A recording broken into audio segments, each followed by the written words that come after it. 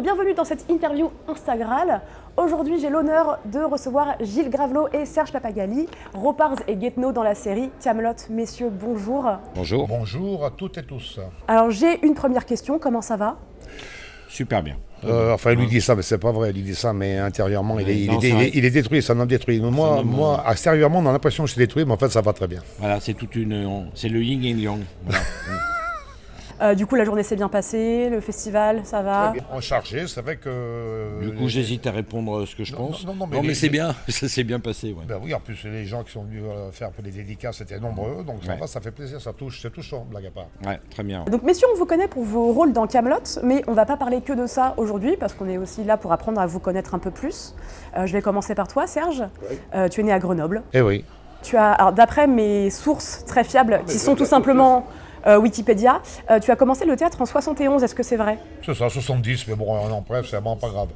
Ça fait donc 8 siècles que je suis sur scène, à la radio, un peu à la télévision, un peu au cinéma, un peu partout.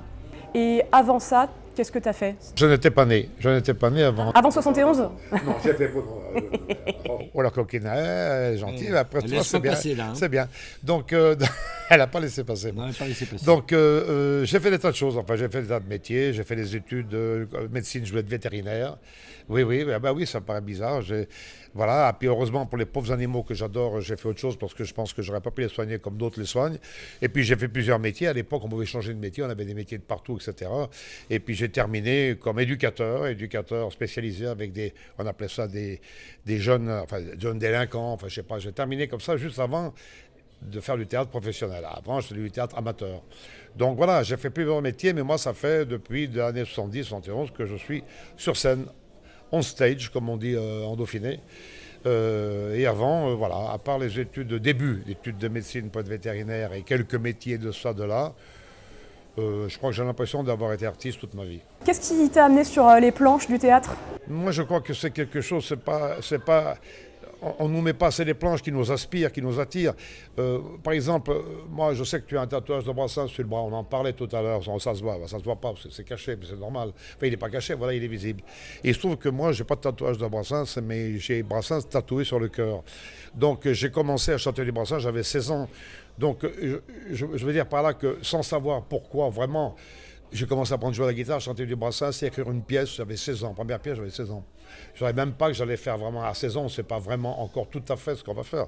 Mais pourtant, c'était là. Je veux dire que c'est la scène qui nous choisit, on ne choisit même pas la scène, c'est qu'on a ça en soi depuis le début. Certains s'en servent, passent la frontière, d'autres pas. Moi, j'ai passé la frontière, voilà, j'étais très jeune, j'ai dit, voilà, je peux faire que ce métier parce que tous les autres m'emmerdent, enfin, à l'époque en tout cas, voilà. Et d'ailleurs, ça continue, je crois que j'ai bien fait de choisir ce métier. Tu joues, tu écris et tu mets en scène de façon générale. Voilà. Et tu as réalisé en 2010 un film qui s'appelle « Mais il va où le monde ?» Absolument. Est-ce que tu peux nous dire de quoi parle ce film et si on peut le trouver quelque part, parce que moi, j'ai pas réussi. Malheureusement, c'est une longue histoire, donc je vais essayer de la faire très très très courte. Dans ce film, d'ailleurs, Gilles joue. C'est tiré de... Je tiens le film à bout de bras, en fait. C'était inspiré d'un spectacle. Moi, j'ai fait une saga qui s'appelle La famille Mondru. La famille Mondru, c'est une saga de paysans comme, je ne vais pas me comparer à M. Pagnol, hein, mais comme Pagnol a fait Marius, enfin César. Donc moi, j'ai fait une saga familiale qui dure depuis 95. J'en suis d'ailleurs à 7e ou 8e spectacle actuellement, qui tourne actuellement. Et un jour, on m'a proposé de faire un film de cette famille, de ces personnages-là, qui sont des paysans de moyenne montagne, qui essaient de survivre face à la mondialisation mondiale, enfin, qui devient mondiale, comme ils disent d'ailleurs. Bon. Donc voilà, donc c'est un spectacle d'humour. C'est un spectacle d'humour, de rire sur des choses graves. Je suis d'origine italienne et j'aime le cinéma qui s'inspire comme ça du cinéma italien des années 50-60, Affreux ça les méchants, Les Nouveaux Monstres, ça c'est un cinéma burlesque, mais de choses graves. Donc le film parle de ça, parle de petits paysans qui essayent de survivre et qui ont du mal, qui arrivent quand même, mais qui ont du mal. Voilà. Alors, on ne peut pas le voir pour une raison très simple, et c'est pour ça que je vais faire très courte. Un des coproducteurs s'est engueulé avec l'autre producteur, et donc il devait payer quelque chose pour qu'il y ait un numéro de je ne sais pas quoi. Ils se sont engueulés, il n'a jamais voulu le payer, donc on se retrouve dans la situation. Les DVD ont été vendus, DVD il y en a. On peut peut-être en trouver encore, mais c'est pas sûr, je ne crois pas. Mais le film ne passe jamais ni à la télé ni tout, parce qu'un des producteurs, qui n'est plus de ce monde, donc je l'embrasse s'il nous écoute, n'a pas voulu donner une petite somme parce qu'ils étaient engueulés avec l'autre. Ça, c'est de la soupe, mais je suis obligé de t'expliquer ça pour t'expliquer pourquoi on peut pas voir ce film, qui a été vu quand même par plus de 50 000 spectateurs. C'était quand même, voilà, donc c'est quand même un film qui a tourné avec 28 copies uniquement. Donc après tout, bon, on voit certains films qui ont coûté des millions, des fois qui sont vus par moins de monde. Nous, on a été vus, voilà. Mais on peut pas le trouver, malheureusement. Peut-être à l'achat, mais c'est pas sûr. Je crois que c'est épuisé, je crois qu'il n'y a plus rien. Voilà. Tu as remplacé des proches dans le tribunal des flagrants délires en 83 et tu as joué dans un film de François Truffaut. Oui, absolument. Tout ça, c'est vrai. Oui. Est-ce que tu as des anecdotes à ce sujet? Moi, je tourne dans des films des longs, des moyens depuis l'âge de 25 ans pratiquement. Alors, c'est des choses qui maintenant se sont estompées dans le fil du temps, mais mon premier film, c'est avec Philippe Léotard, ça s'appelle Le Franc-Tireur, et c'est toujours ça passe à la télé. Parfois, j'avais 25 ans, on ne me reconnaît pas parce qu'à 25 ans, j'avais les cheveux noirs, parce que j'ai les cheveux blancs depuis l'âge de 30 ans, je précise quand même, hein, donc contrairement à certains qui vieillissent actuellement. Donc, j'ai tourné avec Philippe Léotard, je fais du cinéma un petit peu toujours. Oui, Pierre Desproges. Oui, c'est ça. Alors là, c'est très bien parce que ça fait partie des années 80. Donc, tu n'étais pas né, bien évidemment, même pas dans les années 90, même pas dans les années 2000. Tu es né hier. Si, tu es né hier. Donc, tu as de la chance, beaucoup de chance d'ailleurs. Et donc, voilà, j'ai remplacé, c'est Claude Villers à l'époque. C'était une émission phare qui était venu voir un de mes spectacles au Festival d'Avignon. On jouait en Avignon. Et qui avait adoré, et on est allé à Paris jouer, on a fait l'Olympia, on a fait les plus grandes salles parisiennes, et j'ai remplacé dans les années 80, je me souviens plus quand exactement, mais Pierre Desproges, que j'ai eu la chance de côtoyer, de rentrer avec Louis Régaud, qui animait cette émission phare à l'époque, qui était une émission un peu comme fait France Inter Nagui actuellement, avec la nouvelle, pas nouvelle bande, un truc comme ça s'appelle, je me souviens plus.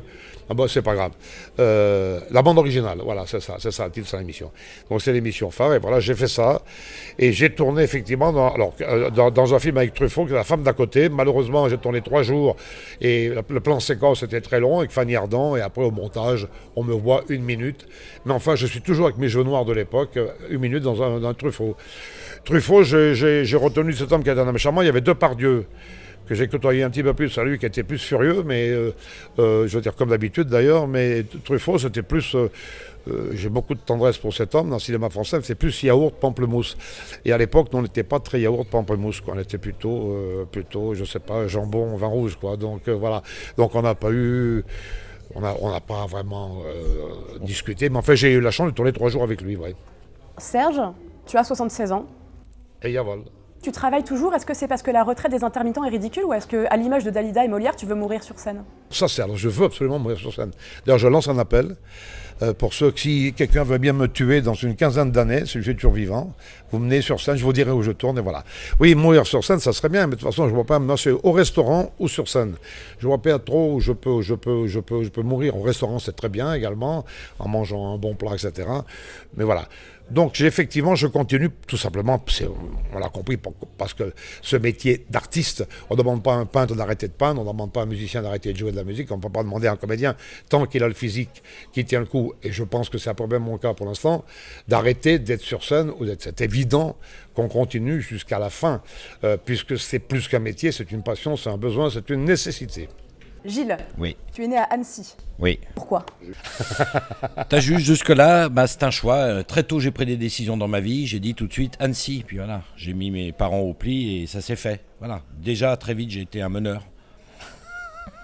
Ah oui, mais bon, tu vois. Je savais même pas que tu étais né à Annecy, je crois que tu étais né à Lyon. Moi. Tu es diplômé d'école d'ingénieur et de commerce. Oui. Tu es fondateur d'agence au pluriel de communication à Lyon. Oui. Qu'est-ce qui s'est passé? Qu'est-ce qui s'est passé, merde? Non, en fait, d'où te vient la passion pour le théâtre et comment tu es devenu acteur à temps plein? Je rejoins Serge, je pense qu'on est été acteur. Et après, on peut commencer à faire des boulots et se rendre compte qu'on a toujours envie de raconter, de faire le con, etc. Et il se trouve que j'ai toujours fait un peu de théâtre en amateur, en parallèle d'avoir travaillé dans la pub, etc. Et un jour, je suis allé voir au Café Théâtre de l'Accessoire un spectacle qui nous avait fait beaucoup rire, avec mes copains qui étaient associés à l'époque dans une agence de pub. Et les 2 directeurs du théâtre, Philippe Jean Gréco et Henri Pouradier-Dutheil, on a sympathisé avec eux. Ils nous ont dit, vous allez monter sur scène. On a dit oui, bien sûr, oui. Et un jour, ils nous envoient le Lion Poche, qui est un guide de spectacle de l'époque, en disant, ouvrez bien page 40, vous êtes programmé pour 3 mois. D'ailleurs, vous commencez en novembre, vous appelez Ninon, parce que c'est la Sainte Ninon. Et donc, effectivement, on était programmés sans savoir. Donc, on a eu 2 mois pour écrire un spectacle. Et ils nous ont obligés, mais je pense que je les en remercie, ils nous ont obligés à monter sur scène. Donc, c'est un désir latent, mais ils ont provoqué la chance. Et voilà, ils ont misé sur nous, parce qu'ils nous avaient quand même programmés pour 2 mois. Et du coup, on a commencé comme ça. tu as réalisé un court-métrage qui s'appelle Joss en 2018. Oui. Il a été sélectionné 24 fois en festival dans le monde. Oui. Il a obtenu 7 récompenses de meilleur acteur et 4 récompenses de meilleur court-métrage. Ouais. Tout est vrai? Tout est vrai, mais c'est du bol tout ça. Non, bah félicitations, bravo. Bah merci. Voilà. Non, non, mais je suis content. Est-ce que tu peux nous en parler, ce court-métrage? Court-métrage, c'est très simple. C'est Joss, qui est un espèce de marginal qui vit dans un mobil-home avec des silhouettes en carton de célébrités. De Niro, Brad Pitt, etc., avec qui il parle. Et il reçoit la visite d'une journaliste qui prétexte un rendez-vous amoureux pour le piéger et faire un reportage sur lui. Donc voilà, c'est une comédie dramatique, ça commence comme une comédie et c'est un peu moins drôle à la fin. Et donc je suis assez content parce que j'avais envie de faire ça, faire un peu rire et puis surprendre le spectateur au milieu. Et a priori ça fonctionnait. Et je suis très fier parce qu'on est allé au festival à Calcutta. Et donc moi je suis arrivé avec mon petit film sous-titré en anglais et on voyait les Indiens qui se marraient puis après qui étaient émus à la fin. Et on dit putain c'est universel le cinéma, c'est un truc génial pour ça. Et tu vois les Indiens à la fin qui arrivent, qui sont les larmes aux yeux, on arrive mais à la fin c'est triste. Génial. Donc ouais, ça c'est le genre de truc qui rend heureux, quoi. Dans Kaamelott, le livre 5, la femme de Guetno demande si Arthur est le cousin Joss. Est-ce que c'est une coïncidence? Je demandais des droits, je pense. Hein, je vais je mettre mon avocat sur le Je coup. me souviens même pas de ça. Elle est Je me quoi? souviens Elle est... pas. Bah ça pour une surprise, dites, regardez qui c'est qu'elle a. C'est celui-là votre copain Joss? Mais non, mon copain Joss, bon Dieu qu'elle est con, excusez sire. Hein. Oh là, ils se souviennent de mieux, plus... Enfin, c'est Incroyable. merveilleux. Dans Kaamelott, il y a... Peut-être parce que je l'ai regardé plus que vous. Bah peut-être. Non, mais moi je regarde aussi, mais c'est vrai que nous on a tourné des trucs il y a assez longtemps, en fin de compte. Même ça continue à tourner, en fait. Donc, est-ce que c'est une coïncidence? Bonne question. Moi j'ai envie de répondre oui, mais parce que honnêtement je m'en souvenais même pas. Donc, mais maintenant que tu le dis, effectivement, je revois la scène et je fais tenir un pigeon en équilibre. Voilà, d'accord, je vois très bien. Et je me souviens que il y avait Alexandre qui était avec Anne Giroir qui joue Guenièvre. Guenièvre, ouais. Et on était tellement sales, crado, avec des gueules de cons, qu'elle n'arrivait pas à nous regarder sans se marrer. Et il lui disait, respire, faut que tu t'habitues, regarde-les bien. Oui, parce qu'en plus on était bourrés dans la scène. Enfin, On était bourrés, on était au sales, cochon, oui, crado, donc, etc. sale, crado et bourré, ça fait beaucoup quand même. Hein. Bourré pour de vrai? Mais ça c'est une... Alors, non, mais c'est une bonne question parce qu'on nous pose... Quand j'entends parler, par exemple, des tontons flingueurs, la fameuse scène des tontons flingueurs, que tout le monde connaît, bien évidemment, il y a de la pomme, il y en a aussi, enfin bon, la séquence où ils se bourrent la gueule dans la cuisine, etc. Et beaucoup de gens diront, alors il y a un bruit qui court, oui, mais ils étaient réellement bourrés, ils ont pensé... C'est archi faux, bien évidemment, ça, plus qu'archi faux. Jamais un comédien digne de ce nom va se bourrer la gueule vraiment pour faire semblant d'être bourré alors qu'il le sera vraiment. Bon, ça, il va être très mauvais à ce moment-là. Et quand on voit Lino Ventura, Blier et toute la bande, ils n'ont pas besoin de ça pour faire semblant. Surtout pas Blier, lui, de toute façon, là, avec la tête qu'il a. Bon. Donc nous, on fait semblant avec la tête qu'on a également. On peut faire semblant, non. Le jour où un comédien est obligé de picoler pour jouer une scène où il est bourré, faut qu'il arrête, faut qu'il passe à autre chose. Je confirme. Et puis Serge est un maître dans là-dedans, donc de jouer ces personnages-là. Il a inventé les chaussures à bascule, Serge. C'est-à-dire qu'il fait le mec. En fait, il ne faut pas jouer le mec bourré, il faut faire le mec qui veut montrer qu'il n'est pas bourré. Oui, c'est ça. Ce qui est complètement différent. C'est pourvu qu'on ne voit pas que je suis bourré. Donc, il ne faut surtout pas jouer les fins de banquet. Oui, bien sûr. Et voilà, et donc. Ça, c'est beaucoup plus drôle. Le mec bourré à fond, il fait rien. Le mec qui veut montrer qu'il n'est pas bourré. Qui veut rester digne. Oui. Donc toi, tu travailles avec le pied pour bloquer. C'est comme au basket, tu sais. Il ne faut pas bouger un pied, il faut bouger que l'autre. Sinon, ta faute. Donc il y a un pied qui est fixé, puis il faut tourner autour du pied, en donnant l'impression d'être quelqu'un de très bien. Voilà. C'est ce que font beaucoup de politiques à la télévision actuellement. Hein. C'est-à-dire que voilà, ils font semblant de parler normalement, mais ils sont bourrés en fait. Juste pour le plaisir, j'ai envie de vous demander votre film préféré. Moi, je suis incapable de répondre à ça. Moi aussi, il y en a trop que j'aime, de toutes sortes. J'aime bien, il a cité tout à l'heure Affreux, salé et méchant, j'adore. Il se gnotte, c'est toi qui me l'as fait découvrir. J'aime bien des vieux films, j'aime bien Le voleur de bicyclette, j'aime bien des films plus récents, j'aime bien des... C'est impossible de répondre. Alors, on va essayer de répondre, parce que moi aussi, entre le cinéma italien, I soliti ignoti, pour ceux qui parlent italien, I soliti ignoti, quelli che parlano italiano. Per gli altri faccio la traduzione, voilà, ça veut dire Le Pigeon en français, le film, ça s'appelle. Ça, c'est le vieux cinéma des années 60, qui est un film fantastique avec Toto, Gassman, Mastroianni, tout ça. Bon, voilà. Mais moi, je vais citer quand même, alors pas un film, je peux pas, mais le cinéma de Tarantino, par exemple. Le cinéma de Tarantino aujourd'hui, pour moi, voilà, c'est quand même, voilà, un des cinémas où on languit le prochain. Malheureusement, je crois qu'il va en faire plus qu'un seul. On languit le prochain, comme je pouvais languir le prochain Coppola à une époque, comme je pouvais languir le prochain Scorsese ou le prochain Fellini, si je remonte avant. Mais en tout cas, pour Tarantino actuellement, oui. Voilà quelqu'un qui fait un cinéma jubilatoire. Ce mot n'est pas galvaudé. Le dernier, ne serait-ce que le dernier, avec notre merveilleux Brad Pitt, qui pourrait être uniquement un belâtre nul, qui est un mec hyper talentueux, à torse-poil sur le toit là-bas dans Once Upon a Time in Hollywood.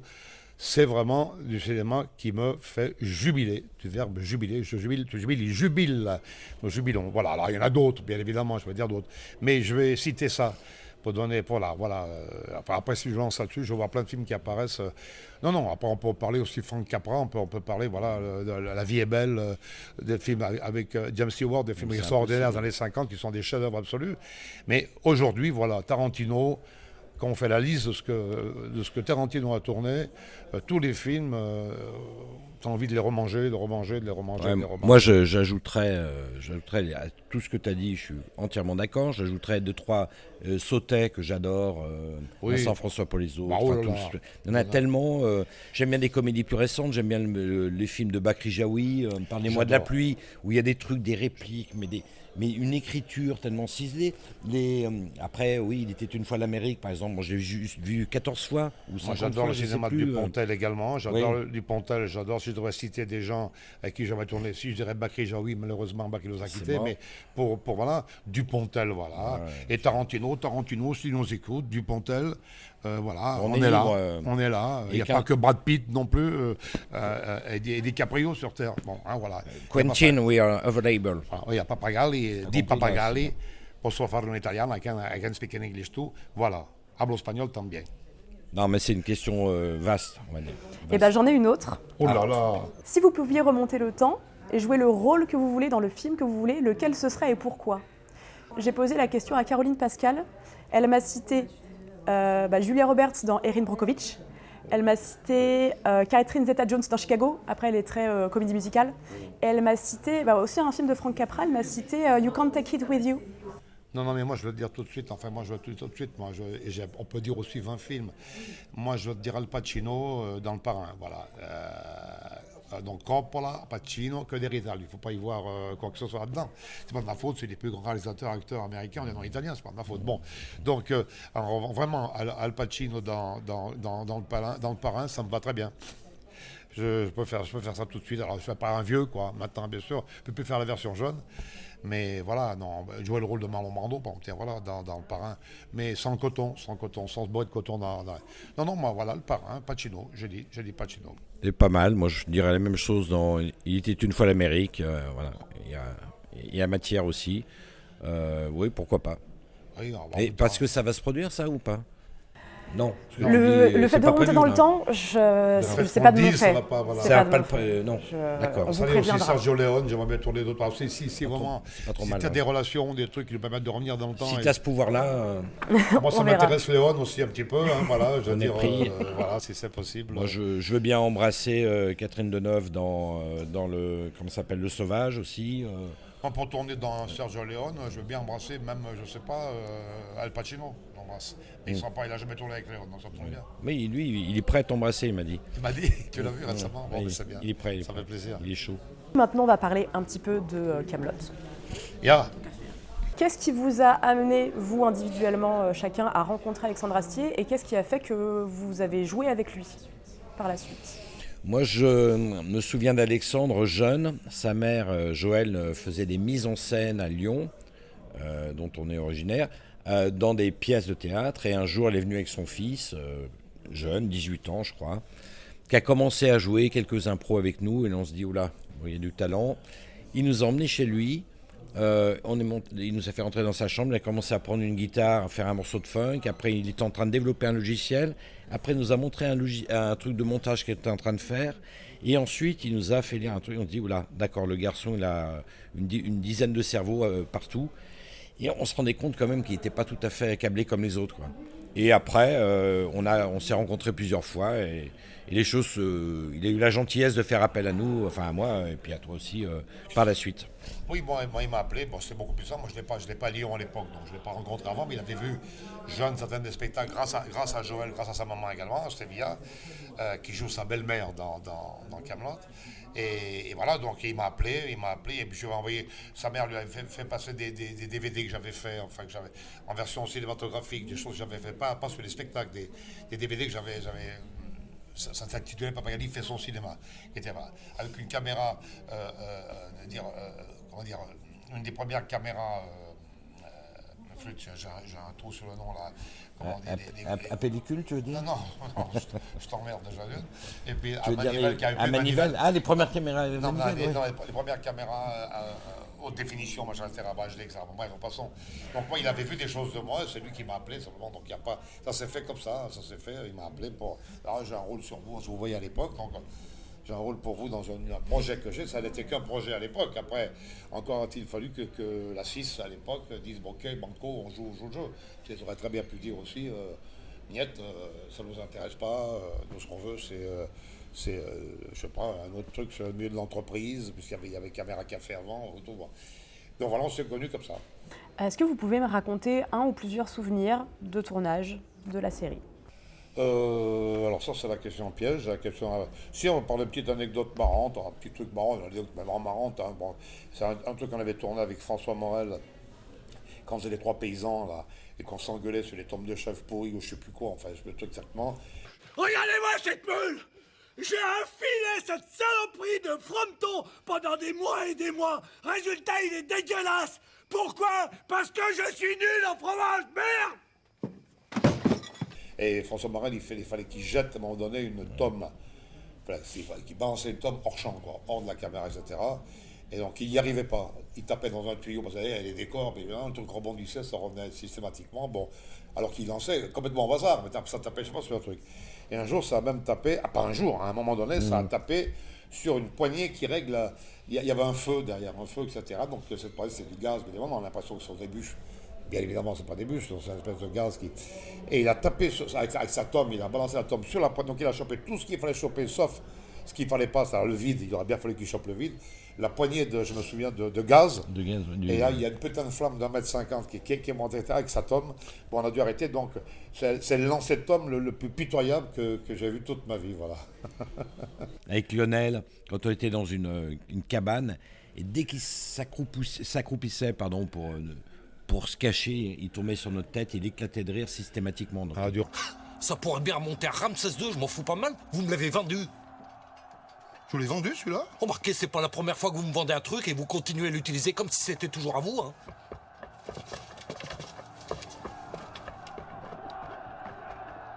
Refaire la séquence. On a dû refaire à chaque fois, il riait. La femme disait, me regarde pas, regarde pas, j'ai la gueule que j'ai, c'est pas de ma faute, il faut que je te regarde. Ah non, on fait pas ça, me regarde pas. Non, mais après, il se tournait vers moi, il se marrait, donc en fait, il était coincé de peau. Donc ça, on s'était bien marré, quoi. On a beaucoup ri, ouais.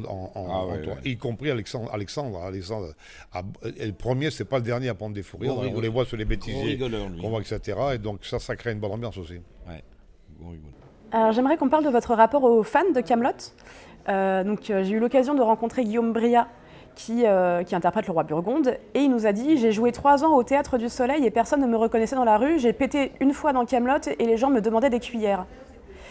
Qu'est-ce que ça a changé dans votre quotidien, le fait de rencontrer des gens qui vous reconnaissent? Alors moi déjà, j'ai pas le même âge que lui, malheureusement pour moi. Je suis un petit peu plus, quelques semaines de plus, on va dire. Bon, donc moi j'avais une forme d'acquis au niveau public, en tout cas sur la région Rhône-Alpes dans le premier temps, qui me permettait il y avait longtemps déjà qu'on m'arrêtait un peu dans la rue, etc. Bon, on me confond souvent avec Brad Pitt, moi, parce que j'y ressemble beaucoup au DiCaprio. Donc c'est de l'humour, hein, je plaisante, parce que je vois qu'il y a une petite hésitation. Michael Jackson, souvent aussi, on m'a pris pour Michael Jackson. De se dire, le mec est complètement taré. Voilà. Donc, mais ça, quand même, indéniablement, ça ne peut pas. Il n'y a rien de comparable. Nous, comme je le disais tout à l'heure, on a fait les plus grandes salles parisiennes, les trucs. La dernière fois, j'ai fait l'Olympia, tout ça. La dernière fois qu'on m'a reconnu à Paris, c'est par rapport à Kaamelott. Donc, dès qu'on fait la télévision, c'est comment dire, c'est. Je ne sais pas comment définir. C'est une fenêtre qui est dans chaque maison. Il faut bien piger, quoi. Quand on a des trains, comme disait Bachung, la nuit, je prends des trains à travers la plaine, on voit ces maisons allumées, des fois on voit des lueurs bleues. Une télé, c'est dans chaque maison, il y a une télé, donc il y a un impact. Quand nous, il y a des jours, là, Alexandre nous dit, aujourd'hui on a été vu par 4 millions de personnes. 4 millions de personnes quoi, qui voient des trucs qui à l'époque étaient à 20h40, 36, 35, je ne sais plus combien, sur la 6. Donc il fallait que les gars zappent de journal télévisé qui n'était pas encore fini. Enfin, c'est la télévision, elle a une puissance et un impact phénoménal. D'ailleurs, aujourd'hui, elle fabrique même des stand-uppers, des stand-uppeuses, des comiques par grappe de 30 par jour. Personnellement, moi, j'arrive même plus à suivre. Quoi. Je suis d'une époque où, quand il y avait 10 ou 15 mecs nouveaux par an, c'était bien.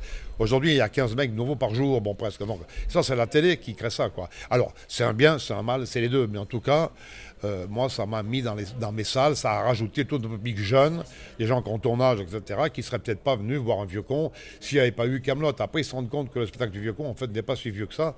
Et ils se marrent normalement. Mais c'est Kaamelott qui a amené ça. Donc on ne peut pas dire le contraire. La télé, elle a une puissance énorme. Moi, ça a apporté un peu de visibilité, même beaucoup de visibilité sur des projets. Effectivement, ça crée une crédibilité, ça a apporté beaucoup de choses vraiment intéressantes. Ça, c'est complètement indéniable. Qu'est-ce qu'on ressent à la dernière scène qu'on joue dans une série comme Kaamelott, où par exemple, donc c'est votre clap de fin du livre 6 par exemple, et vous vous dites peut-être qu'il y aura un film, peut-être qu'il n'y en aura pas, on ne sait pas encore. Donc là, c'est peut-être la dernière fois qu'on joue Guetno et Repars. Qu'est-ce qu'on ressent à ce moment-là? À l'époque, on ne savait pas qu'il allait y avoir un film. Enfin, l'idée était dans l'air, comme ça, mais ce n'était pas aussi une chose assez... En plus, ça a été l'Arlésienne, parce que le film, il a tardé, il y a eu des tas de choses, le Covid, enfin bon, c'était compliqué. On ressent comme dans les fins de tous les tournages, quels qu'ils soient, mais là, il y avait une particularité, c'était une équipe, on a tourné épisodiquement pendant 5 ans, pratiquement, donc... il y a beaucoup de nostalgie, on ne peut pas dire le contraire, qu'il y a pas... Enfin, nous, après, Lyon, c'est pas comme des gens qui se séparent et qui partent chacun à 10 000 km les uns des autres. C'est-à-dire qu'on est quand même la moitié des comédiens et 3/4. Enfin, il y a quelques Parisiens, mais les autres, ce sont surtout des Lyonnais. Donc, Grenoble, Lyon, quand même, on arrive encore à le faire en bagnole assez rapidement, c'est pas un problème. Donc, on a continué à se voir, on a continué à tourner des choses avec Gilles, par exemple, et je continue de voir Franck Pitiot, enfin, Perceval, enfin, je ne vais pas faire la liste. On est en contact, mais il y a quand même une immense... il y a un peu comme quand on quitte une bande de copains et qu'on se dit vivement la prochaine bouffe, quoi. Ouais, on travaille en binôme, il fait les réponses là pour deux. Désolé, mais non, mais tu réponds. J'arrête au milieu puis tu termines, mais c'est pas possible. Mais non, mais en fait, on pense la même chose, effectivement, ouais. Votre rencontre sur le tournage de Kaamelott, ça a créé un duo très iconique dans la série, mais aussi en dehors, parce que vous avez fait beaucoup de projets ensemble par la suite. Est-ce que vous pouvez nous parler du coup des frères Aguès et du studio Vermouth? Eh ben écoute, les frères Aguès, c'est un binôme de frères, un peu comme les frères Cohen, mais Aguès, quoi. Ça sonne presque aussi bien. Qui nous ont contactés pour tourner dans le dernier Vermouth. On a créé un autre binôme de personnages un peu différents. Et on s'est très bien entendu avec eux et ils nous proposent d'autres projets. Maintenant, il y aura, je pense, un truc sur la collaboration, un nouveau film qu'ils vont faire bientôt. Et c'est avec joie qu'on va retrouver parce qu'on sait qu'on s'entend très bien avec eux. C'est deux garçons très talentueux et très intelligents, à l'écoute, qui savent mettre les acteurs en confiance et laisser carte blanche. Ils nous laissent énormément de liberté sur les tournages et pour nous, ça c'est génial. Parce qu'on sait que... Avec Serge, on va pouvoir avoir un périmètre de jeu important, quoi. Voilà, ils ont 28 ans. Techniquement, ils sont très, très, très, très, très performants. Après, pour le jeu d'acteur, scénario, dialogue et tout, c'est vrai que nous, on a une expérience qu'eux n'ont pas encore, mais ils acceptent, comme vient de dire Gilles, qu'on leur fournisse un peu de la matière, on va dire, parce que les dialogues, c'est autre chose. Mais ce sont deux jeunes, d'abord fort sympathiques, parce qu'on a la chance de travailler beaucoup avec des gens qu'on aime bien et qui nous aiment, nous. J'en parlais tout à l'heure, c'est une richesse, ça. Donc, c'est le cas. Moi, je bosse beaucoup maintenant, en tout cas à l'âge que j'ai, je travaille beaucoup sur l'amour également. Donc, parce que, ça fait quand même maintenant 53 ans cette année que je suis sur scène, donc j'ai un peu de recul. Et ce sont des gens profondément adorables et techniquement très professionnels. Donc, toi, tu as fait plusieurs courts-métrages avec eux. Même un autre, on avait tourné dans le DVD, le magasin de DVD, là, je ne sais plus quoi, mais c'est plus le titre. On s'entend très bien, c'est vrai. Donc, on a fait 3-4 films déjà ensemble. Et il y a un projet de long métrage. Mais tout ça, le cinéma, ça prend un certain temps quand même. Donc, voilà. Gilles, tu évoquais la collaboration. Est-ce que vous pouvez nous parler du projet, de la collaboration, de quoi ça parle? Ça parle en gros, schématiquement, de deux crétins encore, mais c'est un peu plus sérieux. C'est d'humour, mais c'est moins burlesque que Le Dernier Vermouth, où c'est carrément un film burlesque. C'est quelque chose d'humour, mais un petit peu plus noir sur la collaboration. Sur lui est censé être un collaborateur, moi est censé être un vieil résistant, vieux résistant, voilà. Et en fait, on s'aperçoit qu'ils deviennent la collaboration dans le sens que lui, il n'est pas si collaborateur que ça. Et moi, je suis peut-être résistant, enfin comme je peux.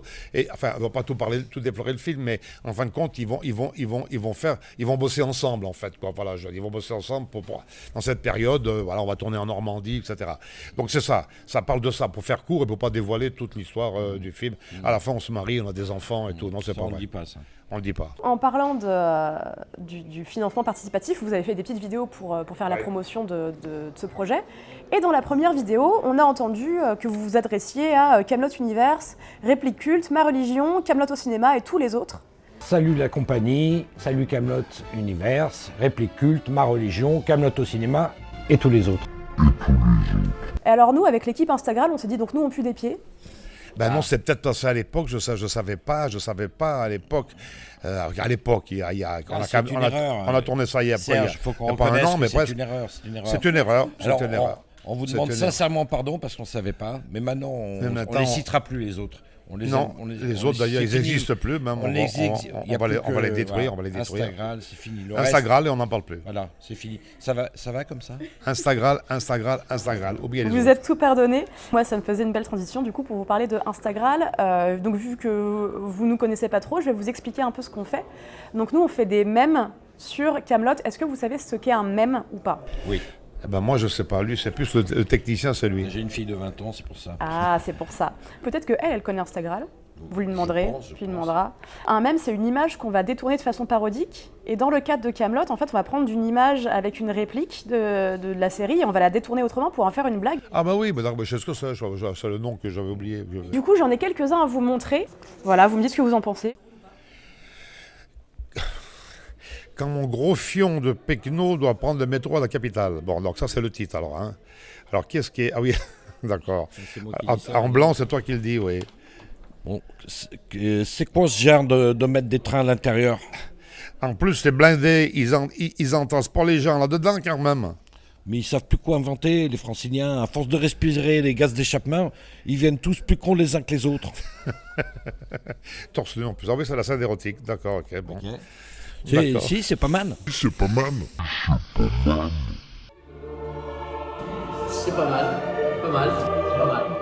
Je reste sur du pas mal. C'est pas mal. Tenez, je vous en montre un deuxième.